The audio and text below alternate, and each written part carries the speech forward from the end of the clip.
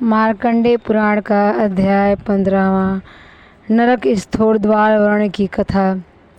यमदूत ने कहा, पतित मनुष्य से धन लेने वाला ब्राह्मण गधे की योनि को प्राप्त होता है तथा पतित मनुष्य को यज्ञ कराने पर नरक से मुक्त होकर कृमि योनि पाता है। उपाध्याय के प्रति छल कर जब उसकी स्त्री या अन्य वस्तु की इच्छा करने से श्वास योनि मिलती है, माता पिता का अपमान करने वाला गधा और उन्हें गाली देने वाला भैंसा होता है। भाई की पत्नी का अपमान करने वाला कबूतर होता है और उसे पीड़ित करने से कछुआ बनता है। स्वामी का पिंड भोजन करके जो उसका अभिलषित नहीं करता, वो मोह में भरकर मरणांतर बंदर बनता है।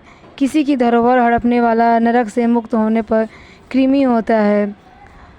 असूया करने वाला नरकांत में राक्षस होता है। विश्वघाती को मछली की योनि मिलती है तथा जो धान्य जौ, तिल, उड़द, कुल्थी, सरसों, चना, कैथी, मंजू, मूंग, गेहूँ या तीसी आदि हरण करता है, वह मोह से मदमत होता है तथा नौले जैसे दीर्घमुख वाला मूसा होता है। पर नारी से समागमन करने वाला भयंकर भेड़िया बन जाता है। फिर कृमि, श्वास, गीदड़, बगुला, गृध्र, सर्प या काक बनता है तथा जो भाई की पत्नी से समागमन करता है और नरक के दुख भोग कर कोयल बनता है। जो मित्र की पत्नी या राजा की पत्नी से समागमन करते हैं, वे सुअर होते हैं। यज्ञ, दान या विवाह कार्य में विघ्न उपस्थित करने वाले कृमि होते हैं। एक बार दान की हुई कन्या किसी दूसरे को देने वाले मनुष्य भी कृमि योनि पाते हैं तथा जो देवता, पितर, ब्राह्मण को जिमाए बिना स्वयं भोजन करता है, वह नरक यातना भोगने के पश्चात काक होता है तथा ज्येष्ठ भ्राता का अपमान करने वाला नरक के पश्चात क्रोश पक्षी होता है। ब्राह्मणी में गमन करने वाला शूद्र कृमि योनि में जन्म लेता है। ब्राह्मण के गर्भ से पुत्र उत्पन्न करने वाला काट के भीतर तथा कीड़ा सुअर कृमिमल कृमि अथवा चांडाल होता है। जो मनुष्यों में अधम तथा कृतज्ञता रहित, वो नरक से मुक्त होकर कृमि, कीट पतंग या बिच्छू, मत्स्य, कौवा, कूप अथवा डोम योनि में उत्पन्न होता है। किसी निशस्त्र की हत्या करने पर गधे की योनि में उत्पन्न होता है। किसी निशस्त्र की हत्या करने पर गधे की योनि मिलती है। स्त्री और बालक की हत्या करने वाला कृमि होता है। भोजन चुराने वाला मच्छी का भोजन के विषय में जो विशेष है उसे सुनो। अन्य चुराने से नरक भोगने के पश्चात बिल्ली होता है। तिल दान युक्त अन्य हरण करने वाला मूषक होता है। घृत हरण करने वाला नौला, छाग के मांस चुराने वाला काक तथा मृग का मांस चुराने वाला गिद्ध होता है। नमक चुराने वाला जल काक, दही चुराने वाला कृमि और दूध चुराने वाला बगुला होता है। तेल चुराने वाला तेली, मधु चुराने वाला डांस और पुए चुराने वाला चींटी होता है। हविष्यांत की चोरी करने वाला गिद्ध, आसप चुराने वाला तीतर होता है। लोहा चुराने वाला काक, पात्र चुराने वाला हारित तथा चांदी का पात्र चोर कबूतर बनता है। स्वर्ण पात्र का चोर कृमि बनता है। रेशम चुराने वाले को चकवे की योनि ग्रहण करनी होती है। कौशय वस्त्र चुराने से कौशकर होता है। दुपट्टा चुराने वाला मोर तथा अंकुश चुराने वाला तोता होता है। ऊनी और छौम के वस्त्र चुराने वाला रीछ, कपास चुराने वाला क्रोच या अग्नि चुराने वाला बगुला या गधा होता है। जो मनुष्य वर्णक या सागपत्र चुराता है और लाल वस्त्र चुराने वाला चकवा चकवी होता है। श्रेष्ठ गंध द्रव्य का चोर छछून्नर होता है। वस्त्र चोर खरगोश होता है। पलाल चोर गंजा और काष्ठ चोर घुन होता है। पुष्प चोर दरिद्री, यान चोर लंगड़ा, साग चोर हारित, पक्षी और जल का चोर चातक होता है। भूमि हरण करने वाला रौरव आदि घोर नरक में भ्रमता हुआ तृण, गुलस्मलता, बिल्ली तथा वृक्ष रूप में उत्पन्न होता है। इस प्रकार क्रम पूर्वक पापों के क्षीण होने पर मनुष्य की योनि प्राप्त हो पाती है। बैल को बधिया कराने वाला को जन्मांतर में नपुंसक होना पड़ता है। फिर 21 जन्म तक कृमि, कीट, पतंग, जलधर, पक्षी, मृग और गाय की योनि प्राप्त करता है। फिर चांडाल या डोम आदि होकर लंगड़ा, अंधा, बधिर, कुष्ठी तथा क्षयी होता है। मुख रोग, नेत्र और गुहा रोग से संतप्त होकर मृगी रोग से आक्रांत होता हुआ शूद्र बनता है।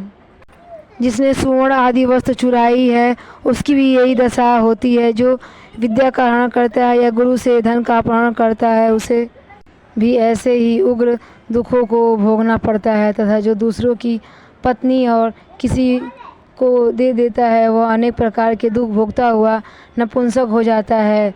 समिधा के विधा अग्नि में होम करने वाले को अचीर्ण और मदाग्नि सताती है। पर निंदा, कृतघ्नता, निष्ठुरता, परम मर्म छेदन, पर नारी का सेवन तथा लज्जाहीनता, पर धन हरण, देवनिंदा, अपवित्रता, कृपणता, ठगी, हिंसा तथा अन्याय निषिद्ध कर्मों का करना और उन विषयों में प्रवृत्त होना, ऐसे मनुष्य के विषय में समझलों के नरक की यातनाएं भोग रही उसने जन्म लिया है। सब जीवों के प्रति दया, परलोकार्थ, शुभ कर्म, दूसरों के हित के लिए भाषण, वेद के लिए भाषण, वेद का दृष्टांत का देखना, गुरु देवता सिद्ध ऋषियों का पूजन, साधुओं का संग, पत्कर्म का अभ्यास, सब प्रति मित्रता तथा अन्याय सत्कर्म जिसमें हो उसे समझे कि ईश्वर का सुख भोग करने के पश्चात उसे जन्म मरण किया है। अपने कर्मफल को भोगने वाले पुण्य आत्माओं और पापियों के संपूर्ण विषयों मैंने आपके प्रति कह दिया है। आपको भी नरक देखना पड़ा है। अब आप यंत्र चलिए। पुत्र बोला। जैसे ही वह बोला, महाराज यमदूत को आगे करके चलने को हुए। वैसे ही नरक में पड़े सब जीव ऊंचे स्वर से क्रदन करते हुए बोले, हे राजन, प्रसन्न होइए, एक मुहूर्त भर यहाँ ठहरिए। आपके संसर्ग वाली वायु से हमारा चित्त अत्यंत आह्लाद पूर्ण हो रहा है। इस वायु ने हमारे अंग अंग का परितास कर दिया है, अतः हम पृथ्वी पते हमारे ऊपर दया कीजिए। उनके यह वचन सुनकर राजा ने यमदूत से पूछा, मेरे यहाँ खड़े होने से यह इतने सुखी क्यों हो रहे हैं? मृत्युलोक में ऐसा कौन सा पुण्य मैंने किया है जिसे मेरे कारण इन पर ऐसा आनंद देने वाली वृष्टि हो रही है? यमदूत ने कहा, हे राजन, पहले आपने देवता, पितर, अतिथि या सन्यासी आदि को भोजन देकर उनसे बचा हुआ अन्न खाकर अपनी उदर पूर्ति की थी और आपका चित्त उसी में रत था। अतः हर समय आपके देह के संसर्ग वाली वायु से इन पापियों को सब यातनाएं मिट रही हैं।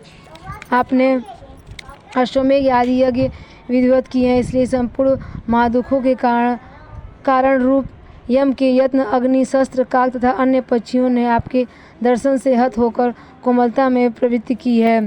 राजा बोले, मेरा विचार है कि जो सुख दुखियों की रक्षा में मिलता है वह स्वर्ग या ब्रह्मलोक में भी नहीं मिलता। यदि मेरे यहाँ खड़े हो रहने वह स्वर्ग या ब्रह्मलोक में भी नहीं मिलता। यदि मेरे यहाँ खड़े रहने मात्र से इनकी यातनाएं नष्ट हो रही हैं तो मैं अचल होकर यहीं निवास करूँगा। यमदूत ने कहा, राजन, आप चलिए, अपने पुण्य से संचित सब शुभ फलों को भोगिए। यह स्थान तो पापात्माओं के दुख भोगने के लिए है। राजा बोले, जब तक यह घोर दुख पाएंगे तब तक मैं नहीं जाऊंगा, क्योंकि मेरे यहाँ रहने से इन सबको सुख मिलता है। यदि शत्रु भी दुख से आतुर होकर शरण में आवे तो उस पर कृपा न करके उसे धिक्कार है। जिसका चित्त आतुर पुरुष की रक्षा में नहीं है उसके यज्ञ, दान, तप सब कुछ परलोक में सुख नहीं पहुंच सकता। बाल, वृद्ध, आतुर आदि के प्रति कठोर चित्त वाले मनुष्य तो राक्षस ही हैं, ऐसा समझो। यद्यपि इनके पास रहकर मुझे नरक आदि के भीषण ताप से उत्पन्न तीव्र गंध का दुख झेलना पड़ेगा, क्षुधा पिपीसा से उत्पन्न मूर्छादायक दुख भोगना होगा, फिर भी इनकी रक्षा के विचार से मैं उस महादुख को भी स्वर्ग सुख से बढ़कर समझूंगा। यदि मेरे दुख पाने मात्र से दुखी प्राणियों को सुख मिलेगा, इसलिए हे यमदूत, तुम यहाँ से चले जाओ, मेरे देर मत करो। यमदूतों ने कहा, राजन, यह इंद्र और धम आपको स्वर्ग में ले जाने के निमित्त उपस्थित हुए हैं। मैं आपको यहाँ से अवश्य जाना होगा, इसलिए यहाँ से चलिए।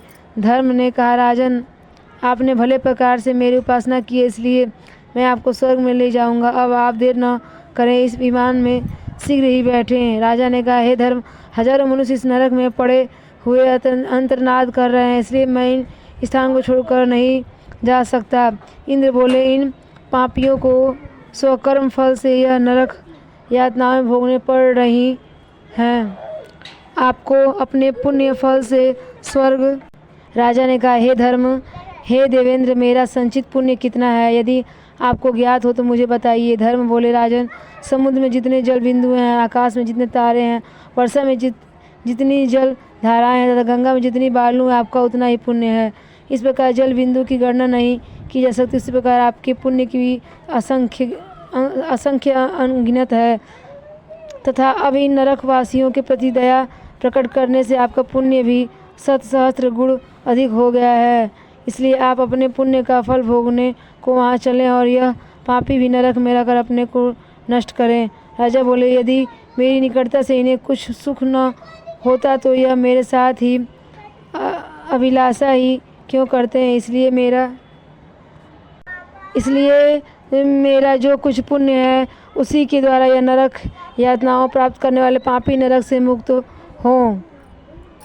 इंद्र बोले, हे राजन, इनमें आपको और भी उच्च स्थान प्राप्त हुआ, यह देखिए सब पापी नरक से मुक्त हो गए।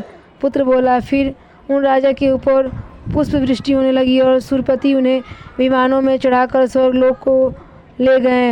इधर मैंने भी अपने नरकियों सहित यंत्रणा से मुक्त होकर स्वकर्म के अनुसार विभिन्न योनियों में जन्म धारण किया है।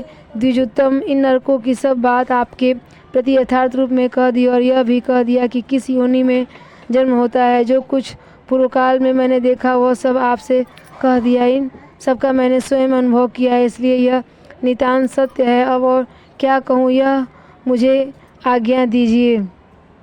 श्री मार्कंडेय पुराण पिता पुत्र संवादे 15वां अध्याय समाप्त।